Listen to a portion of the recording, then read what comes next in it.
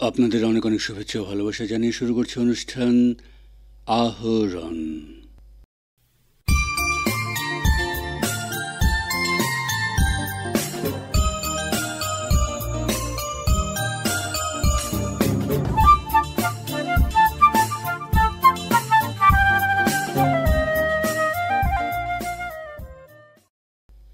জেলা প্রশাসনের উদ্যোগে আলোচনা সভা এবং রক্তদান শিবিরের মধ্য দিয়ে শুক্রবার শিলচরে কাছাড় জেলা প্রতিষ্ঠা দিবস পালন করা হয়েছে। এদিন গান্ধী ভবনে আলোচনা সভায় বিশেষ আমন্ত্রিত বক্তা হিসেবে উপস্থিত ছিলেন বঙ্গ সাহিত্য ও সংস্কৃতি সম্মেলনের কাছাড় জেলা কমিটির সভাপতি সঞ্জীব দেবলস্কর। তিনি বলেন, 1332 সাল থেকে 2025 সাল এই সময়সীমায় কাছাড়ের ইতিহাসটা হচ্ছে 193 বছরের। 193 years history we have Kashar as an administrative unit. আচ্ছা, এইটা দেখুন, একটা স্বাধীন সার্বভৌম রাজ্যের শেষ নৃপতি ছিলেন গোবিন্দচন্দ্র। তিনি নিহত হন, আপনার অনেকেই জানি, 1830 খ্রিস্টাব্দের 24 এপ্রিল এবং 1830 খ্রিস্টাব্দের 30 জুন এই রাজ্যের ক্ষমতা অর্পিত হয় সিলেটের রেসিডেন্ট কমিশনার অথবা রাজস্ব অধিকারী ক্যাপ্টেন টমাস ফিশারের হাতে। টমাস ফিশার সম্বন্ধে ফোর্ট উইলিয়াম থেকেই এটা জানানো হয়েছিল, he is a man of approved capability. এই টমাস ফিশার তিনি আসেন একজন স্পেশাল অফিসার হিসেবে কাছাড়ের দায়িত্ব নেন। এটা কিন্তু রাজার মৃত্যুর পরপরই, কিন্তু তাকে আনুষ্ঠানিকভাবে ক্ষমতাটা দেওয়া হয় এরপর 2 মাস ছিল ঠিক রাজার মৃত্যুর পরের যে অবস্থাটা, এই অবস্থাটা হচ্ছে তখন কিন্তু কাছাড়ে কোনো অ্যাডমিনিস্ট্রেশন নেই এবং কাছাড়ের মানুষরা, যে রাজ্যের কোনো রাজাই নেই, মানুষরা নিরাপত্তাহীনতায় ভুগে পালিয়ে যাচ্ছিল, পার্শ্ববর্তী রাজ্য শ্রীহট্টই মূলত ওইখানেই পালিয়ে যাচ্ছিল এবং রাজ্যে একটা খেওস ছিলই। এবং ওই সময়টাই চেরাপুঞ্জিতে ছিল আমাদের এখানে অ্যাডমিনিস্ট্রেটিভ হেডকোয়ার্টার্স, আর ছিল সিলেটের রেসিডেন্ট কমিশনার। তিনি সব অবজার্ভ করছেন, আর মাথার উপর ছিল ফোর্ট উইলিয়াম ক্যালকাটাতে, আলিপুরে ফোর্ট উইলিয়ামে লর্ড উইলিয়াম বেন্টিং। এরা সবাই অবজার্ভ করছিলেন যে কাছাড়ের পরিস্থিতিতে কি হয়, এখানে কোনো রাজা নেই, কি হতে পারে। আচ্ছা, তো 1832-এর যে তারিখটা এখানে আপনারা সবাই জানেন, 14ই আগস্ট, 15ই আগস্ট আমরা স্বাধীনতা দিবস পালন করি। আর 1832-এর 14ই আগস্ট আমাদের এই কাছাড় রাজ্যের মধ্যে বলছি, কাছাড় রাজ্য বা দেশটি ব্রিটিশের অন্তর্ভুক্ত হয়, ব্রিটিশ সাম্রাজ্য। রাজ্যসভার সাংসদ হিসেবে মনোনীত হবার পর শনিবার শিলচরে এসে পৌঁছন সাংসদ কনাদ পুরকায়স্থ। এদিন কুম্ভীরগ্রাম বিমানবন্দরে বিজেপির জেলা কমিটির পক্ষ থেকে উষ্ণ সংবর্ধনা জানানো হয় তাকে। এরপর শিলচরে বিজেপি কার্যালয়ে আয়োজিত এক অনুষ্ঠানে তাকে সংবর্ধনা জানানো হয়। পরে সাংবাদিকদের সঙ্গে কথা বলতে গিয়ে নবনির্বাচিত সাংসদ কনাদ পুরকায়স্থ বলেন, রাজ্যসভার সাংসদ নির্বাচিত হয়ে আমি প্রথমবার শিলচরে এসেছি এবং শিলচরে আসার পর দলীয় কার্যকর্তাদের উল্লাস, তাদের যে ভালোবাসা, সেই সঙ্গে সঙ্গে যারা শুভানুদ্দায়ী আপামর জনসাধারণ, প্রত্যেকে যেভাবে আমার এই দলের তরফ থেকে এই রিকগনিশনের জন্য যেভাবে তারা আজকে সংবর্ধিত করলেন, সেটা একটা মানুষের জীবনে একটা বড় প্রাপ্তি। আমরা মানুষ হিসাবে সবসময় আমরা এটা চিন্তা করি যে জীবনে কিছু না কিছু এমন কিছু একটা করে যাওয়া, যেটাতে যখন আমি থাকবো না তখনও মানুষ যাতে আমাকে স্মরণ করে এবং রাজনীতির মাধ্যমে এই ধরনের ভালোবাসা, শুভেচ্ছা পাওয়া, এটা তার থেকেও বড় জিনিস। সবাই জানেন যে আমি এত বছর, সুদীর্ঘ প্রায় 3 দশক আমি ভারতীয় জনতা পার্টির একজন একনিষ্ঠ কার্যকর্তা হিসেবে আমি আমার দায়িত্ব পালন করে গেছি এবং আমার এত বছরের নিষ্ঠা, দলের প্রতি আমার আনুগত্য, সব কিছুকে চিন্তা করে আজকে দল আমাকে গুরু দায়িত্ব দিয়েছে এবং এতদিন আমি সংগঠনে কাজ করেছি। আজকে একজন জনপ্রতিনিধি হিসেবে আমি কাজ করার যে দায়িত্ব দল আমাকে দিয়েছে, সেটা সঠিকভাবে সেই দায়িত্ব নির্বাহ করা এবং তার মাধ্যমে বিশেষ করে আমাদের এ অঞ্চলের জনগণের যে প্রত্যাশা রয়েছে, এ অঞ্চলের বিভিন্ন সমস্যার সমাধানের জন্য ভারতীয় জনতা পার্টির জনপ্রতিনিধিদের উপরে যে আস্থা এবং প্রত্যাশা জনগণের রয়েছে, সেটাকে সঠিকভাবে কাজের মাধ্যমে সেটাকে মর্যাদা দেওয়া, এবং সেটাই আমার লক্ষ্য থাকবে। হাইলাকান্দির বর্ষিয়ান কবি হরনাথ চক্রবর্তী আর নেই। দীর্ঘ রোগ ভোগের পর 10 জুন তিনি পরলোক গমন করেন। তার মৃত্যুতে সাহিত্য সংস্কৃতি জগতে শোকের ছায়া নেমে আসে। তাঁর স্মৃতিচারণ করে কবি মানিক চক্রবর্তী বলেন, হাসপাতালে বাড়িতে প্রায় 2 মাসেরও অধিক কাল অসুস্থ অবস্থায় অবস্থান করে আজ 10 জুন শ্রীযুক্ত হরনাথ চক্রবর্তী ইহলোক ত্যাগ করেছেন। হাইলাকান্দির প্রবীণ কবি এবং ছড়াকার, প্রবন্ধকার শ্রীযুক্ত হরনাথ চক্রবর্তী হাইলাকান্দির সাহিত্য ও সংস্কৃতি জগতে এক বিশিষ্ট ব্যক্তিত্ব ছিলেন তিনি।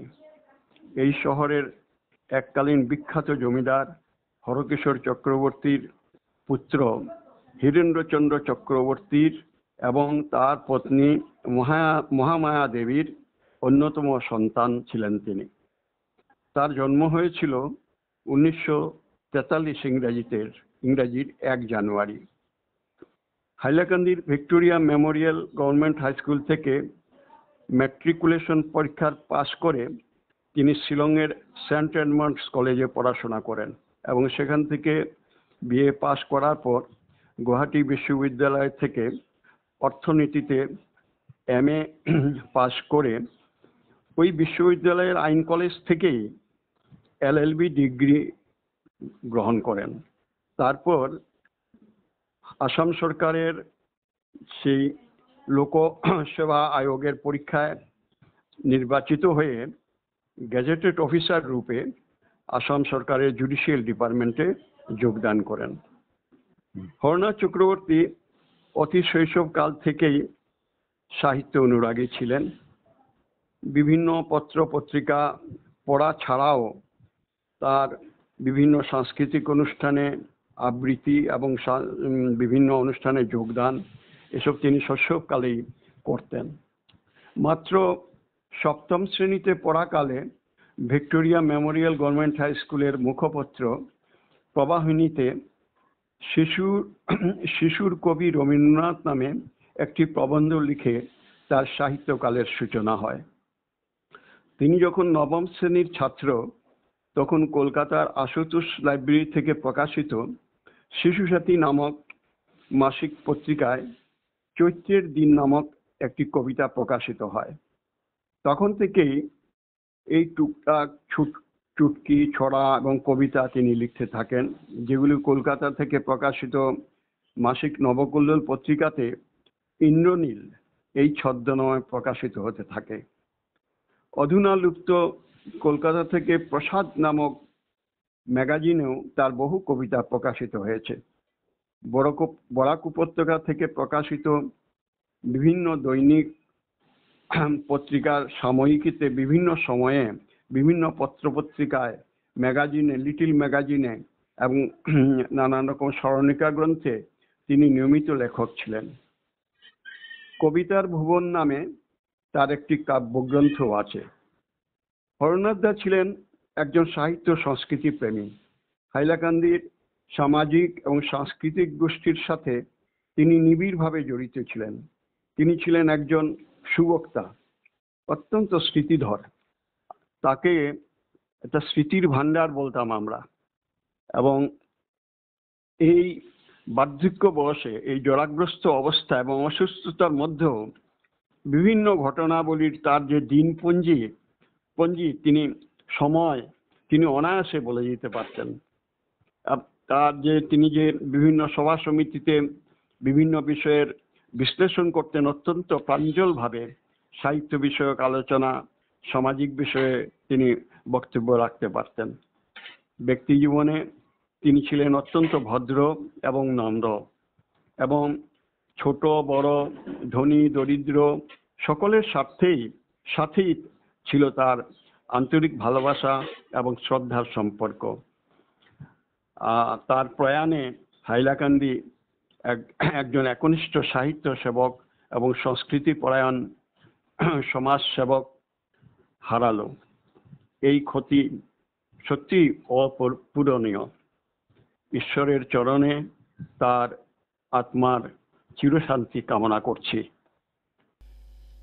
14 জুন বিশ্ব রক্তদাতা দিবস উপলক্ষে হাইলাকান্দিতে নানা ধরনের অনুষ্ঠান আয়োজন করে Barak valley voluntary blood donors forum সহ বিভিন্ন সংস্থা ও সংগঠন। এই দিবস নিয়ে আকাশবাণীকে দেওয়া একান্ত সাক্ষাৎকারে ফোরামের হাইলাকান্দি জেলা সম্পাদক রঞ্জিত ঘোষ বলেন, 14 জুন বিশ্ব রক্তদাতা দিবস। এই উপলক্ষে আমি Barak valley voluntary blood donors ফোরামের পক্ষ থেকে সকল রক্তদাতাকে জানাচ্ছি আন্তরিক প্রীতি ও শুভেচ্ছা, এবং ঈশ্বরের কাছে প্রার্থনা করি আমাদের সকল রক্তদাতারা ভালো থাকুন, সুস্থ থাকুন। আজকে যে রক্তদান শিবিরটা হচ্ছে সেটা অর্গানাইজ করেছেন মহেশ্বরী মহিলা সমিতি, মারোয়াড়ি সংস্থা। ওনারা প্রত্যেক বছরই রক্তদান শিবির করে থাকেন। আজকে এখানে রক্তদান শিবির চলছে। প্রচন্ড দাবদাহে মানুষ ব্যতিব্যস্ত, তার মধ্যে দেখা যাচ্ছে সবাই উৎসাহ নিয়ে রক্তদানে এগিয়ে আসছেন। আজকে আমরা এমন একটা জায়গায় আছি যেখানে আমাদের রক্ত সংগ্রহ হয় মাত্র 1%, আর রক্ত গ্রহণ করছেন মাত্র 10% লোকে। তাই সকল যুব সমাজের কাছে আমাদের বিনম্র আবেদন, রক্তটা নিজের শরীরে নষ্ট হতে না দিয়ে মুমূর্ষ রোগীর প্রাণ বাঁচাতে রক্তটা দান করুন। আজকে আপনারা জেনে আশ্চর্য হবেন যে শিলচর ক্যান্সার হাসপাতালে আমরা দেখছি আজকে যদি কোনো কারণে 100 ইউনিট রক্ত সংগ্রহ হয়, তাহলে পরশুদিন গিয়ে দেখবেন সেখানে নীল রক্ত নেই। কি হলো রক্ত? ব্যাপার হচ্ছে ক্যান্সার রোগী যারা আছেন তাদের রক্তের অভাবে অনেক সময় অপারেশনটা থামিয়ে রাখা হয়, রক্তের অভাবে অপারেশনটা করা যাচ্ছে না। যখনই রক্ত সংগ্রহ হলো তার পরের দিনে সব অপারেশন শুরু হয়ে গেল, তার জন্য রক্ত মোটেই থাকছে না। তারপর আজকে বিভিন্ন প্রতিষ্ঠান আছে, যেমন শিলচর, হাইলাকান্দিতে আপনার এসকেআই সিভিল হসপিটাল, শিলচরে আছে ক্যান্সার হাসপাতাল, medical college, civil hospital, red cross, এরকম আরো অনেক সংগঠন। প্রতিদিন কম করেও সবগুলো মিলিয়ে প্রায় 500 ইউনিট রক্তের প্রয়োজন। আর থ্যালাসেমিয়া রোগী তো আছেন, আমাদের সমস্ত বরাক উপত্যকা প্রায় 1000 থ্যালাসেমিয়া রোগী আছেন। তারপর দুর্ঘটনা লেগেই আছে, অন্তঃসত্ত্বা মায়েরা আছেন, তাদেরকে রক্তের যোগান দিতে হয়, তাদের জন্য রক্তটা মজুদ রাখতে হয়। কখন দুর্ঘটনা ঘটবে বলা যায় না, অন্তঃসত্ত্বা মায়েরা কখন প্রয়োজন পড়বে বলা যায় না, তাই তাদের জন্য যেভাবেই হোক মজুদ রাখতে হয়। থ্যালাসেমিয়া রোগীদের জন্য মজুদ রাখতে হয়। কিন্তু আমরা অনেক যুবকরাই বলেন যে না, আমরা কোনো শিবিরে রক্ত দেব না, আমাদের প্রয়োজনে আমরা রক্ত পাই না, আমাদেরকে কেউ ডাকলে আমরা রক্ত দেব। ঠিক আছে, ভালো কথা, রক্ত দেওয়াটাই তো বড় কথা, সেভাবেই চলছে। কিন্তু সমস্ত জীবনে এভাবে চললে কিন্তু হবে না। ভারত সরকার বলেছেন স্বেচ্ছায় রক্তদানে এগিয়ে আসার জন্য ওনারা বিভিন্নভাবে চেষ্টা চালিয়ে যাচ্ছেন। কিন্তু একটা কথা, যদি কেউ ডাকলে আমি রক্ত দিলাম, তা হয়তো বছরে একবার হতে পারে, কোনো সময় দুবারও হতে পারে, কোনো সময় বছরে ডাক নাও আসতে পারে, কিন্তু রক্তদাতার কিন্তু কোনো লাভ হলো না। যদি কারো প্রয়োজনে লাগুক না লাগুক, কেউ আমাকে ডাকলো না ডাকলো, আমি যদি 3 মাস অন্তর অন্তর রক্তদান করি তাহলে নিজেকে সুস্থ রাখা যায়। যদি 3 মাস অন্তর অন্তর রক্তদান করি তাহলে আমার হাই প্রেশার হবে না, হাই প্রেশার না হলে আমার হার্টের সমস্যা আসবে না, হার্টের সমস্যা না হলে স্ট্রোক হবে না, আমার গায়ের চামড়াটা ভালো থাকবে, চামড়ার কোনো রোগ হবে না। সর্বাবস্থায় নিজের উপকার। আর যারা রক্তদান করেন তারা জানেন যে রক্তদান করার পরে শরীরটা হালকা হয়ে যায়, শুধু কাজ করতে ইচ্ছা হয়। বা আগেও বলেছি এবং আজকেও বলছি যে রক্তদান করার পর অনেকে ভাবেন যে আমি দুর্বল হয়ে যাব, অনেক কিছু খেতে হবে। সমস্ত ভুল ধারণা। বিজ্ঞান বলছে যে প্রতি মুহূর্তে আমাদের শরীরে রক্ত তৈরি হচ্ছে। আমরা রক্তদান করার পর 350 ml রক্ত দান করলাম, 500 ml জল পান করলেই যথেষ্ট, আর কিছু খেতে হয় না। খাবার দিয়ে বসিয়ে রাখা হয় এই জন্য যে অনেক যুবকরা আছেন রক্ত দিয়ে তাড়াহুড়ো করে বেরিয়ে যেতে চান, অনেকের মোটরসাইকেল আছে, অনেকের গাড়ি আছে। রক্ত দান করার পর 1 ঘন্টা আপনার ড্রাইভিং নিষেধ থাকে, তাই আপনার বসিয়ে রাখার জন্য একটা খাবার প্যাকেট দেওয়া হয়, একটা অন্য কিছু খাবার জন্য বসিয়ে রাখার জন্য।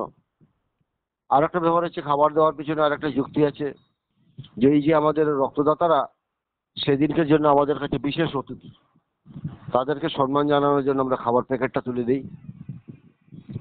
বা অনেক সময় শোনা যায় যে অনেকের শরীরে রক্ত কম, সেখানে কিন্তু একটা জিনিস করতে পারি, আমরা অনেকে করি না। বছরে 2 বার কৃমির ওষুধ খেতে হয়। ঘুর বর্ষার সময় একবার, যখন ঠান্ডা ভাবটা থাকবে, প্রচন্ড বৃষ্টি হচ্ছে তখন একবার, আর শীতের সময় আরেকবার। কি হয়, ছোট কৃমি কিন্তু শরীরে রক্ত খেয়ে নেয়, তাই বছরে 2 বার কৃমির ওষুধ খেতে হয়। এবং পরিবারের সবাই খেতে হবে একসাথে।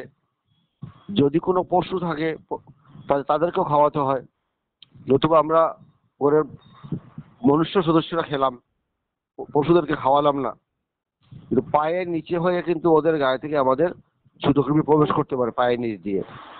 সেই জন্য পরিবারের সবাই এবং পশু পক্ষী সবাইকে খেতে দিতে হয়। তা সকলের কাছে বিনম্র অনুরোধ, আমরা বারবার চেষ্টা চালিয়ে যাচ্ছি, বিভিন্ন স্কুল, কলেজ, মাদ্রাসা, মসজিদ, আমরা অ্যাওয়ারনেস করে যাচ্ছি যে রক্তদানের সংখ্যা বাড়ার জন্য। বাড়ছে, আগের থেকে অনেক বেড়েছে। এদিকে 5 জুন ছিল বিশ্ব পরিবেশ দিবস। সমগ্র উপত্যকার সাথে শ্রীভূমি জেলার বিভিন্ন সংস্থা, সংগঠন ও স্কুল কলেজের ছাত্রছাত্রীরা নানা কার্যসূচির মধ্যে দিয়ে দিনটি পালন করে। এবারে বিশ্ব পরিবেশ দিবসের মূল বিষয়বস্তু ছিল প্লাস্টিক দূষণ রোধ। এই প্রেক্ষাপটে আকাশবাণীকে দেওয়া একান্ত সাক্ষাৎকারে আসাম বিজ্ঞান সমিতির রাজ্য কার্যনির্বাহী কমিটির সদস্য ডক্টর নির্মল কুমার সরকার বলেন, প্রতি বৎসরই রাষ্ট্রসংঘের পরিবেশ বিভাগ বিশ্ব পরিবেশ দিবস পালনের একটি মূল ভাবনা বা স্লোগান বেঁধে দেয়। 2018 এবং 2023 সালে বিশ্ব পরিবেশ দিবসের মূল ভাবনা ছিল প্লাস্টিক প্রদূষণকে পরাভূত করুন।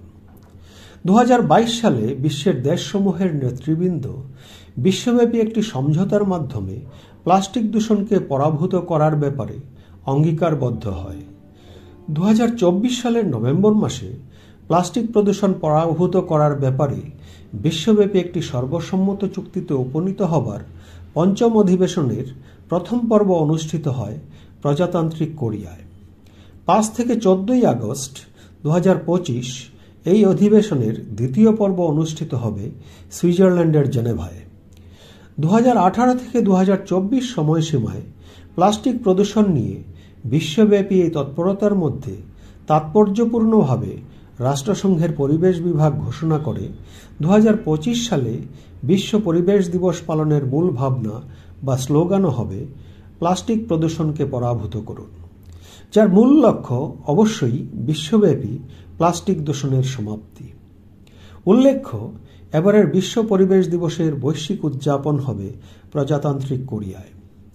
2018 থেকে 2025 মাত্র এই 7 বছরের মধ্যে প্লাস্টিক প্রদূষণ নিয়ে রাষ্ট্রসংঘ পরিবেশ বিভাগের বিরামহীন এই তৎপরতা নিশ্চয়ই আমাদের চোখে আঙ্গুল দিয়ে দেখিয়ে দিচ্ছে প্লাস্টিক দূষণের প্রভাবে মানব সভ্যতার অস্তিত্ব আজ গভীর সংকটে। 2018 সালে কেন্দ্রীয়ভাবে বিশ্ব পরিবেশ দিবস পালনে আয়োজক ছিল আমাদের দেশ ভারতবর্ষ। 2018 সালের 5 জুন নতুন দিল্লিতে অনুষ্ঠিত বিশ্ব পরিবেশ দিবসের মূল অনুষ্ঠানে আমাদের প্রধানমন্ত্রী একবার ব্যবহারযোগ্য প্লাস্টিক দেশে নিষিদ্ধ করার ব্যাপারে প্রয়োজনীয় ব্যবস্থা নেবার জন্য আহ্বান জানান।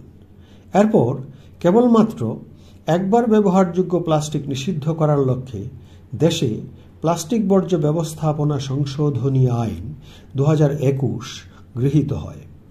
2022 সালের 1 জুলাই থেকে সারা দেশে একবার ব্যবহারযোগ্য প্লাস্টিকের উৎপাদন, রপ্তানি, মজুত, বন্টন, বিক্রি, ব্যবহার নিষিদ্ধ করা হয়। একই আইনের আওতায় 2022 সালের 31 ডিসেম্বর থেকে 0.12 মিলিমিটারের কম পুরু প্লাস্টিক থলের উৎপাদন, রপ্তানি, মজুত, বন্টন, বিক্রি এবং ব্যবহারও নিষিদ্ধ হয়। উল্লেখ্য, প্লাস্টিক দূষণ রোধ করার লক্ষ্যে প্লাস্টিক বর্জ্য ব্যবস্থাপনা আইনে 2016 থেকে 2024 সাল পর্যন্ত বেশ কবার সংশোধনী আনা হয়। সরকারি তথ্য অনুযায়ী দেশের 60% প্লাস্টিক বর্জ্যের পুনর্নবীকরণ হয়, বাকি অংশের গন্তব্য হয় দেশের স্থল ও জলভাগে। সমুদ্রে প্রবেশ করা প্লাস্টিক বর্জ্য আমাদের দেশের জন্য আজ এক মারাত্মক সমস্যা হিসেবে আত্মপ্রকাশ করেছে। ভারতবর্ষের সমুদ্র উপকূল অঞ্চল 7,517 কিলোমিটার জুড়ে বিস্তৃত। প্রতি বছর দেশের উপকূলীয় অঞ্চল থেকে এক বিশাল পরিমাণ বর্জ্য সমুদ্রে জমা হয়, যার 60% প্লাস্টিক। সম্প্রতি প্রকাশিত রাষ্ট্রসংঘের পরিবেশ শাখার এক তথ্য অনুযায়ী উপকূল অঞ্চলে অবস্থিত ভারতবর্ষের 60টি প্রধান শহর থেকে দক্ষিণ এশিয়ার সমুদ্রসমূহে প্রতিদিন 15,343 টন বর্জ্য জমা হচ্ছে, যা আমাদের ভবিষ্যতের জন্য এক অশনি সংকেত। বিশ্বব্যাপী ব্যাপক হারে সমুদ্রের প্লাস্টিক প্রদূষণ বিশ্বের 86% সামুদ্রিক কচ্ছপ, 44% সামুদ্রিক পাখি এবং 43% সামুদ্রিক স্তন্যপায়ী প্রাণী সহ ন্যূনতম 267 প্রজাতির সামুদ্রিক প্রাণীর বিস্তর ক্ষতি সাধন করে চলেছে। সম্প্রতি প্রকাশিত এক তথ্য অনুযায়ী মার্কিন যুক্তরাষ্ট্রের 108 কিলোগ্রাম, চীনের 56 কিলোগ্রাম এবং বিশ্বের মাথাপিছু গড় 30 কিলোগ্রাম প্লাস্টিক ব্যবহারের তুলনায় আমাদের দেশে মাথাপিছু প্লাস্টিকের ব্যবহার 13.6 কিলোগ্রাম। কিন্তু জনসংখ্যার বিচারে বিশ্বে প্রথম স্থানে থাকায় আমাদের দেশে ব্যবহৃত প্লাস্টিকের মোট পরিমাণ এবং তা থেকে উৎপাদিত প্লাস্টিক বর্জ্যের পরিমাণ এখনই পরিবেশবিদদের ভাবিয়ে তোলার পক্ষে যথেষ্ট। শুধু অবশ্য ভারতবর্ষ নয়, প্লাস্টিক প্রদূষণ আজ পৃথিবীর সমগ্র স্থল এবং জলভাগকেই অসহনীয়ভাবে বিষাক্ত করে তুলেছে। জমা হওয়া স্থলভাগের প্লাস্টিক জমির স্বাভাবিকতা নষ্ট করে উদ্ভিদের স্বাভাবিক বৃদ্ধির ক্ষেত্রে প্রতিবন্ধকতার সৃষ্টি করছে। কোথাও কোথাও আবার উদ্ভিদের ফলনকেই অসম্ভব করে তুলেছে।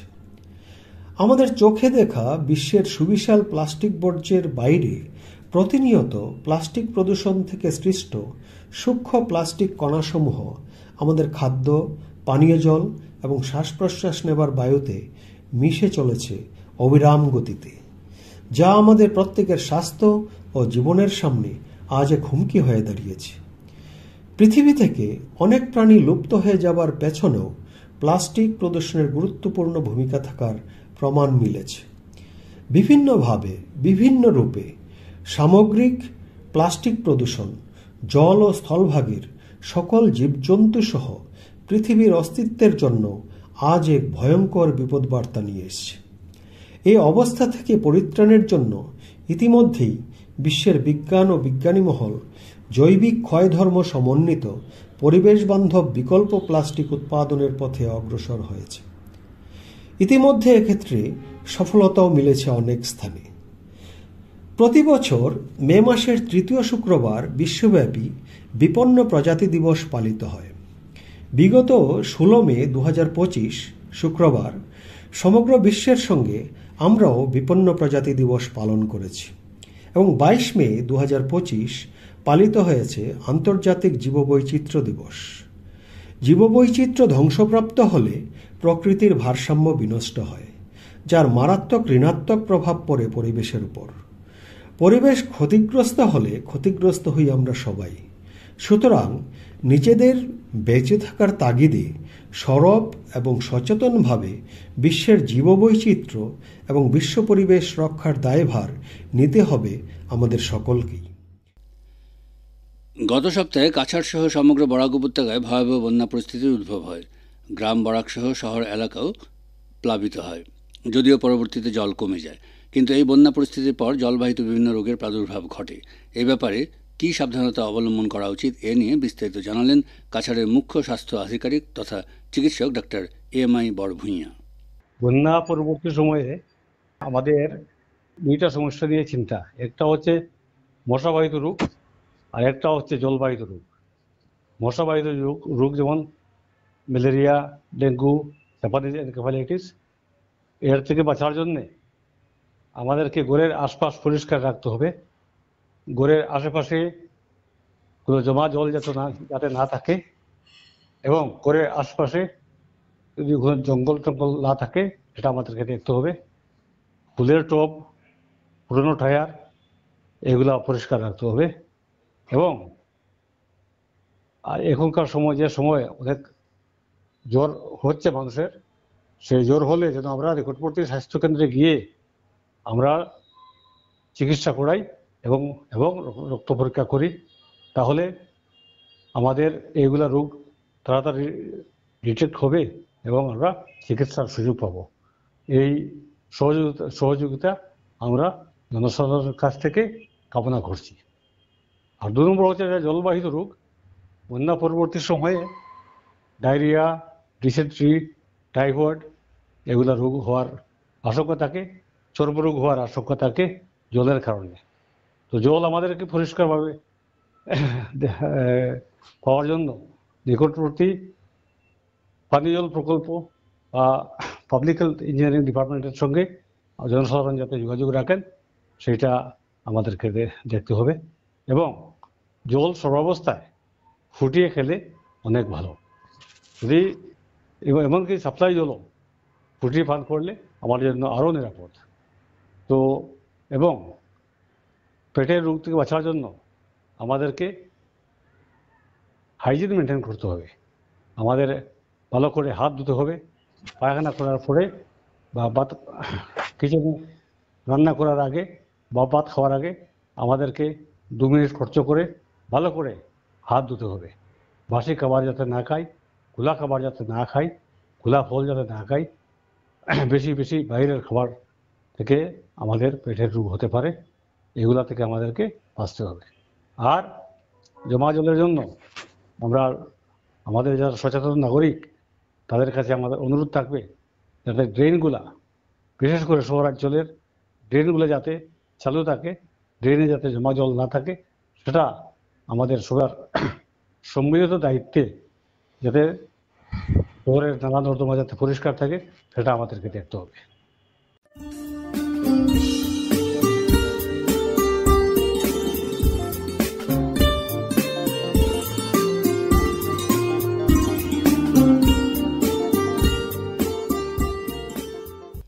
শ্রোতা বন্ধুরা, আহরণ আজ এখানে শেষ করছি। আপনাদের সঙ্গে আবার কথা হবে আমাদের আগামী অনুষ্ঠানে। আপনারা ভালো থাকবেন এবং অবশ্যই সুস্থ থাকবেন। এবার বিদায় নিচ্ছি, তবে তার আগে জানিয়ে দেব উপস্থাপনায় ছিলাম অনির্বাণ জ্যোতিগুপ্ত, শব্দগ্রহণ করেছেন রতন দেব, রাহুল কান্তি দেব, জসিমউদ্দিন লস্কর ও নবেন্দু দাস। অনুষ্ঠান সম্পাদনায় ছিলেন অভিজিৎ নাথ এবং প্রযোজনা হিতব্রত ভট্টাচার্য।